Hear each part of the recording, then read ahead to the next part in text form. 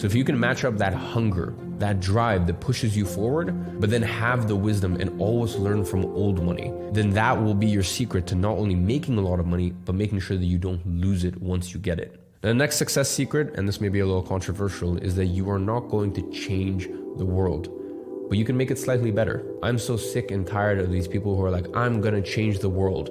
You know, I'll give you a perfect example. Listen, maybe some people have different opinions. This is just my opinion. Apple did not change the world. Because here's the thing. I love my iPhone. I love my Apple ecosystem. But if Apple didn't exist, I guarantee you I would be more than happy with Samsung. There would be no void missing in my life. There would be no, my life wouldn't be in shatters. I would get used to Samsung very, very quickly. All this stuff. So as a company, realistically, you're not going to change the world, but you can make things slightly better. And that's the beauty of it. For me, I just love people that have things in their life that don't seem like that big.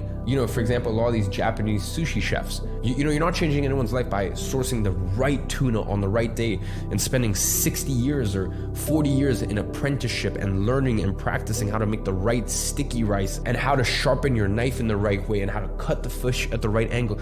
You're not changing anyone's life, but you are making the world slightly better, because whatever it is that you're doing, however insignificant it may seem to you, just do it the best that you can. And then that's when the world changes. When we all, rather than trying to be this larger than life person of like, I'm gonna change the world, fuck that. To me, that's just so grandiose and self-absorbed. Just realize, listen, whatever I'm doing, I wanna be the best at it. And I wanna put out the best service, the best product. I wanna put a smile on people's face.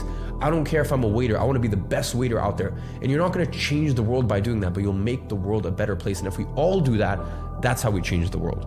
The next success secret is that private victories lead to public victories.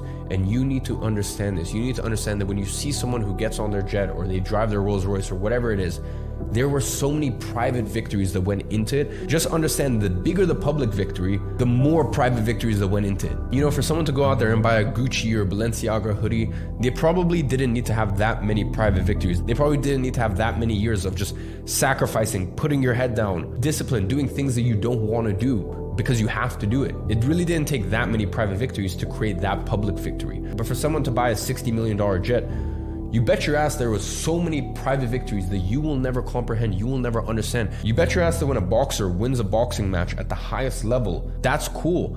But you know how many private victories went into that? How much shit people don't see? So just understand, whatever you want in life, the bigger the public victory, the more private victories are gonna need to go into it. And the last and final success secret of the top 1% is that after 10 years of doing one singular thing, it will start to look effortless. And I think sometimes people look at someone's career or how good someone is at something and they go, I could never do that. They just make it look so effortless. They make it look so easy.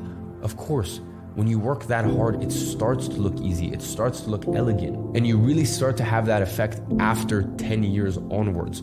When someone has been doing something for 10 years plus, it will start to look effortless. And just understand that shouldn't scare you when you first start. That's a part of their process. They had to go through that process of things being clunky and them being bad at things. And they have to do it so many years, a decade plus, and then it starts to look effortless.